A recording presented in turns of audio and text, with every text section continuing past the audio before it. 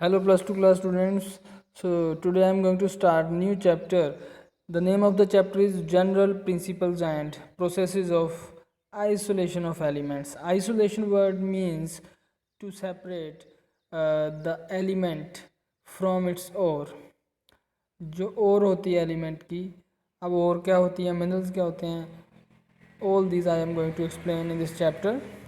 So the name of the chapter actually is isolation of elements, and isolation means अलग करना, separate करना किसी element को, किससे, उसकी कंबाइंड फॉर्म से. वो क्या होती है कंबाइंड फॉर्म, वो मैं अभी आपको बताऊंगा.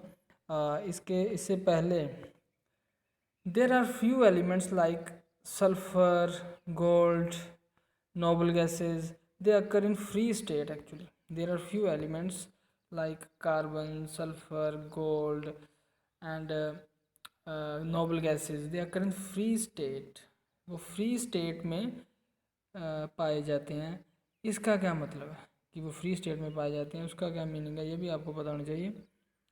फ्री स्टेट का मतलब है वो कंबाइंड स्टेट में नहीं होते. जैसे कि जैसे कैल्शियम है, ये कैल्शियम फ्री स्टेट में नहीं पाया जाता, ये कंबाइंड स्टेट में पाया जाता है. ये calcium sulphate, calcium carbonate, CaCO3, calcium carbonate. अब ये कैल्शियम अकेला नहीं है, ये कैल्शियम अकेला नहीं है, it is combined with carbonate, it is combined with sulfate, it is combined with oxygen. So calcium do not occur in the nature in the free state.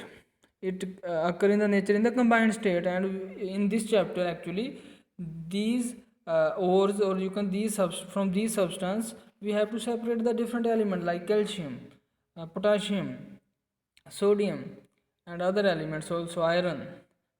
ये जो एलिमेंट है इनको हमने क्या करना है, अलग करना होता है. यही इस चैप्टर का एम है, आइसोलेशन ऑफ द एलिमेंट्स करना है. उसके आइसोलेट करने के लिए there are different principles, there are different process, ये सारे हमने क्या करने हैं, डील करने हैं. तो इसमें क्या है, हमारे पास कई एलिमेंट हैं जैसे कि कार्बन या फिर सल्फर. ये किसी कंबाइंड स्टेट में कम पाए जाते हैं, ये फ्री स्टेट में ज़्यादा पाए जाते हैं. They occur in the nature as a free state. तो हमें इनको अलग करने की ज़रूरत नहीं है, इनको आइसोलेट करने की ज़रूरत नहीं है, ऑलरेडी आइसोलेट होते हैं. इनमें से थोड़ी बहुत जो इम्प्योरिटी है उसको अलग करके ये आइसोलेट ही होते हैं. तो that is what the free state जो एलिमेंट्स की होती है, the elements which found in free state. But maximum elements है वो क्या होते हैं, कंबाइंड स्टेट में पाए जाते हैं. अब उनके बारे में थोड़ा आपको जानना जरूरी है. कंबाइंड स्टेट में जो एलिमेंट्स पाए जाते हैं उनको हमने कैसे सेपरेट करना है. तो कंबाइंड स्टेट वाले जो एलिमेंट हैं वो क्या होते हैं, उनको क्या हम बोलते हैं, और क्या है डिफरेंस बिटवीन मिनरल्स, ये जो मिनरल्स होते हैं, और क्या है difference between minerals and ores and gangue particles. There are so many points. So there the word written here is mineral or gang particles. So you need to know the difference between minerals, ores, gang particle. In this paragraph the difference is actually given, or you can say the definitions of all these are given in this paragraph, and you need to understand these. Minerals means what? Suppose any substance like iron do not occur in a free state. Iron occur as a Fe2O3, FeO, or FeCO3 and FeSO4. ये जो जितनी भी मैंने लिखे हैं ये सारी की सारी इसकी कंबाइंड स्टेट्स है. Fe2O3, FeO, FeCO3, FeSO4, ये सारे के सारे क्या कंबाइंड स्टेट है. इन सभी को हम बोल देते हैं minerals. What are minerals? Minerals are those combined states in which the metal is present, the element is present for which we are searching. But what are the minerals of iron? These all are the minerals because in all the combined state iron is present. Iron is combined with oxygen, with carbonate, with sulfate. So iron is present, that is called minerals. And what are ores? ये ores का क्या मतलब है? इन mineral में से जो 4 mineral है मान लो, इनमें से सपोज ये 3 जो मिनरल है, फर्स्ट 3, ये 3 जो मिनरल है इनमें से आयरन को अलग करना, आयरन को आइसोलेट करना, आयरन को सेपरेट करना इजी है, इकोनॉमिकल है, पॉसिबल है, उनको हम बोल देते हैं ओर्स। मिनरल्स क्या हैं? वो सारे मिनरल्स ही हैं जिनमें कोई एलिमेंट प्रेजेंट है। किसी एलिमेंट का मिनरल आपने देखना तो all the combined forms, all the combined forms which consist of metal is called its mineral, but only those minerals from which isolation of the metal is possible, economical, that minerals are called ores। ये ओर और mineral में फ़र्क है कुछ नहीं है तो ओर में भी एलिमेंट ही होता है जिसको हमने अलग करना है, मिनरल में भी एलिमेंट ही होता है, but from ores it is the element easily can be extracted, as element easily can be isolated, and economically also it can be isolated, महंगा नहीं पड़ेगा हमें। तो ये डिफरेंस है मिनरल्स एंड ओर का। इसके बाद आता है एक जो वर्ड हुआ gangue particles. What are gangue particles? Gangue particles का क्या मतलब है, ये भी हमें पता होना क्या है जरूरी है। गैंग पार्टिकल्स क्या होते हैं?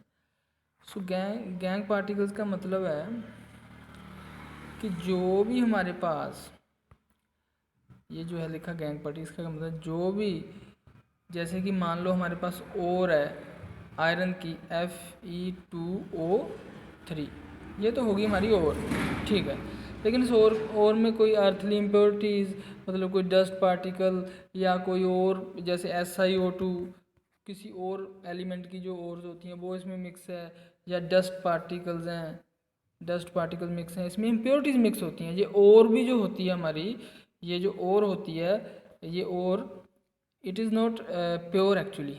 Some kinds of impurities like other minerals, dust particle, earthly impurities are present in the ore, and these impurities are called gangue particles. So I have explained you three words: minerals, ores, gangue particles. Minerals are those substances in which the element is found which is to be extracted. Ore are those substances from which it is easy, economical to extract that element. And gangue particles are those which are mixed with the ore particle, which are to be removed if we want to clean है और सो ये हमें remove करनी पड़ती हैं। सो ये एक basic सा जो आपको पता होना चाहिए पॉइंट्स वो मैंने बताए। उसके बाद आ जाते हैं कि कौन कौन सी प्रोसेस है। अब ये भी बहुत ही इंपॉर्टेंट है, कौन कौन से प्रोसेस है जिससे हम आइसोलेट कर सकते हैं किसी एलिमेंट को उसकी ओर से। तो वो क्या प्रोसेस है? सबसे पहला जो प्रोसेस है वो है कंसंट्रेशन ऑफ ओर। सबसे पहला प्रोसेस है कंसंट्रेशन ऑफ ओर। कंसंट्रेशन का क्या मतलब है? ये फर्स्ट वर्ड है कंसंट्रेशन। कंसंट्रेशन का मतलब वही है कि ये जो गैंग पार्टिकल है, ये जो इम्प्योरिटी है ओर के साथ, जैसे कि और मैंने बताया था कौन सी है Fe2O3, इसके साथ जो डस्ट है, जो और किसी मेटल की ओर है, मान लो SiO2 या और भी किसी तरह की अर्थली या इम्प्योरिटीज़ है, वो सारी इम्प्योरिटीज़ को अलग करना है, उसको बोल देते हैं हम concentration. Concentration is what? To remove the impurities in the ore is called the concentration, to purify the ore. So second method is isolation of metal from concentrated ore. जब एक बार ये सारी की सारी जो है, एक बार सारी की सारी जो impurities है वो अलग हो गई, तो सारी की सारी impurity मान लीजिए Fe2O3, इसमें जो impurity है वो हमने अलग कर दी। अब ये जो और बची है ये इसको बोलते हैं और। अब इस और में से इस आयरन को अलग करना है। क्या करना है? इस एलिमेंट को जिसको आपने अलग करना है उसको बोलते हैं आइसोलेशन। आइसोलेशन मीन्स अब ये जो एलिमेंट, अब ये और बची है, और में से इस एलिमेंट को हमने क्या करना है? अलग करना है। इसी प्रोसेस को हम बोल देते हैं आइसोलेशन ऑफ एलिमेंट फ्रॉम और। So third one is purification of metal. जो पूरा प्रोसेस है उसको हमने डिवाइड किया है। तो third one is purification of metal. ये थर्ड वन, ये भी इम्पोर्टेंट है कि प्योरिफिकेशन करनी पड़ती है हमारी किसकी? मेटल की। जब एक बार मेटल अलग होगी, आयरन है Fe, इसको अलग कर लिया हमने, लेकिन फिर भी इसमें जो थोड़ी बहुत इम्प्योरिटी कहीं से आ गई है तो उसको भी इम्प्योरिटीज़ को हमने क्या करना है, इम्प्योरिटीज़ उसको भी अलग करते हैं, उसको बोलते हैं प्योरीफिकेशन। तो 3 स्टेप है, concentration of ore, isolation of metal from concentrated ore and purification of metal. ये जो 3 स्टेप्स है ये हमें फॉलो करने पड़ते हैं। ये सारे के सारे जो स्टेप्स, ये स्टेप्स है for the isolation of metals from ore known as metallurgy. अब ये एक नया वर्ड आ गया कि मेटलर्जी क्या है। जितने भी हम स्टेप फॉलो कर रहे हैं आइसोलेट करने के लिए ओर को, आइसोलेट करने के लिए मेटल को या एलिमेंट को from ore is called metallurgy. तो मेटलर्जी वो सारे प्रोसेस आ जाते हैं मेटलर्जी में जो हम इन्वॉल्व करते हैं, जो हम यूज़ करते हैं to isolate a different metal या एलिमेंट फ्रॉम इट्स ओर। तो ये आपको जानना ज़रूरी है। तो ये इसमें डेफिनेशंस आ गई हैं। इसके बाद जो नेक्स्ट है आपका पेज, जो नेक्स्ट है उसमें आ जाता है अकरेंस ऑफ मेटल्स। इसमें हमारे पास आ जाता है अकरेंस ऑफ मेटल्स। ये अकरेंस ऑफ मेटल ये भी बहुत ही इंपॉर्टेंट टॉपिक है कि अकरेंस ऑफ मेटल का क्या मतलब है। अकरेंस का मतलब होता है अकरेंस ऑफ एलिमेंट्स या मेटल्स। ये हमारे पास अलग अलग तरह की मेटल्स है। सबसे ज़्यादा हमारी जो अर्थ क्रस्ट है उसमें कौन सी मेटल है जो अबंडेंट है, कौन सी कम है, ये इसमें दिया गया है। इसमें मोस्टली जो इम्पोर्टेंट चीज़ है वो ये याद करने वाली है कि जैसे ये एल्युमिनियम है, हमारे पास एल्युमिनियम है यहाँ पे, ये बड़ी, ये आयरन है, ये कॉपर है, ये जिंक है। एल्युमिनियम की और कौन सी है, बॉक्साइट और है, दूसरी और इधर और दूसरी भी दे रखी है फ्रॉम क्ले। तीसरा आयरन की क्या है, हेमेटाइट है, मैग्नेटाइट है, स्टेराइट है, आयरन पायराइट है, साइडराइट इसको बोलते हैं। और कॉपर की कौन सी है, कॉपर पायराइट है, क्यूपराइट है, कॉपर ग्लैंस है। तो जिंक क्या है, जिंक ब्लेंड है। तो अलग अलग ओर्स आपको पता होनी चाहिए। कई बार एग्जाम में पूछ लेते हैं कि आयरन की ओर कौन सी है, जिंक की ओर कौन सी है, कॉपर की ओर कौन सी है, ये हमसे पूछ लेते हैं। इसके बाद वो और जो दे रखे हैं, जैसे जिंक ब्लेंड है, तो जिंक ब्लेंड का फॉर्मूला क्या है। जैसे ये जिंक ब्लेंड दे रखा है इधर, तो इसका फॉर्मूला क्या है, ZnS। जैसे हमारे पास कॉपर पायराइट दे रखी है, इसका फॉर्मूला क्या है, CuFS2। तो ऐसे ये सारे ये फॉर्मूले भी आपको याद करने हैं कि कौन सी और का कौन सा फॉर्मूला है। तो ये और डिफरेंट एलिमेंट्स की दे रखी है।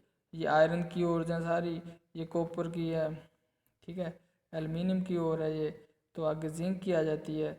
तो ये सारी की सारी ओर है। तो अकरेंस ऑफ मेटल्स, अकरेंस मतलब जो मेटल्स है वो कैसे अकर करती हैं, वो एज ए ओर अकर करती हैं। और ये जो सारी क्या है गिवन है, उनकी ओर्स गिवन है इधर, ये आपने ध्यान रखना है। ये जो ओर हमें दे रखी हैं, तो ये अकरेंस ऑफ मेटल में आपने याद करना है कि कौन सी मेटल है उसकी कौन सी ओर है। जैसे कि बता रखा है किसके बारे में, अलग अलग मेटल्स के बारे में बता रखा है। एल्युमिनियम है third most abundant element in the earth crust, ऐसे इनके बारे में थोड़ा बता रखा है, ये भी पढ़ सकते हो आप। इसके बाद आ जाता है नेक्स्ट चैप्टर। नेक्स्ट चैप्टर का सॉरी इसके बाद जाता है नेक्स्ट पेज।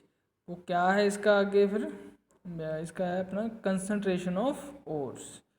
नेक्स्ट जो हमारा टॉपिक आ जाता है कंसंट्रेशन ऑफ ओर्स। ये कंसंट्रेशन ऑफ ओर्स करनी कैसे है, कंसंट्रेशन का तो मतलब आपको समझ में आ गया कि जो इम्प्योरिटीज़ है उनको हमने क्या करना है, अलग करना है। किससे, ओर से अलग करना है। ये तो हमें समझ में आ गया था, लेकिन ये करना कैसे है, अब ये हमने समझना है करना कैसे है। उसके लिए हमारे पास अलग अलग क्या है, मेथड्स दे रखे हैं। इन्होंने दे रखा है कंसंट्रेशन ऑफ ओर्स क्या होता है, पूरा जो वही एक्सप्लेन किया है। What are the concentration of ore, concentration of ore means removal of unwanted material, example sand, clays, सारा उसको हम कंसंट्रेशन बोलते हैं मेनली। तो उसके लिए जो मेथड्स हैं, डिफरेंट मेथड एम्प्लॉय किए जाते हैं, वो हमने देखना। सबसे पहला जो मेथड है हमारे पास, सबसे जो पहला मेथड है उसका नाम क्या है, हाइड्रोलिक वॉशिंग। सबसे पहला जो मेथड दे रखा है उसका क्या नाम है, हाइड्रोलिक वॉशिंग। मतलब धो के जो भी इम्प्योरिटीज़ है किसी भी और को हमने क्या करना है, वॉश करना है। तो after washing we can remove the impurities. तो इम्प्योरिटीज़ को हम रिमूव कर सकते हैं बाय वॉशिंग, तो इसको बोलते हैं हाइड्रोलिक वॉशिंग। इसकी मदद ले सकते हैं। इसके अलावा फिर नेक्स्ट जो मेथड है इसके लिए, वो है मैग्नेटिक सेपरेशन। ये अगला जो मेथड है वो क्या है, मैग्नेटिक सेपरेशन का मेथड है। ये भी इम्पोर्टेंट है। इसमें क्या करते हैं ये देखो जरा आप, मैग्नेटिक सेपरेशन मेथड में क्या है कि ये और पार्टिकल है उसको ये बेल्ट के ऊपर इधर से इधर आते हैं ये और पार्टिकल, ये जो पूरी बेल्ट बनी है ये हमारे पास, तो इधर से कहाँ आते हैं और पार्टिकल्स इधर आते हैं। एक्चुअली ये जो रोलर है, ये रोलर क्या है, मैग्नेटिक है। रोलर हमारे पास मैग्नेटिक है। तो इसमें अगर और है या फिर जो इसमें इम्प्योरिटीज़ है, उनमें से दोनों में से कोई एक भी, मान लो सपोज और है, जो और पार्टिकल है, ये और पार्टिकल क्या है, मैग्नेटिक है, तो ये जो रोलर है वो भी मैग्नेट है। तो ये जो है मैग्नेट के साथ क्या है, अट्रैक्ट होकर ये यहीं नीचे गिर जाएंगे। ये जो और पार्टिकल है वहाँ कहाँ गिर जाएंगे, इसी बकेट में गिर जाएंगे। और जब ये स्पीड से आएगी हमारी बेल्ट इधर से, तो ये जो है, जो मैग्नेटिक नहीं होंगे पार्टिकल, जो गैंग पार्टिकल्स होंगे वो दूर जाके गिरेंगे।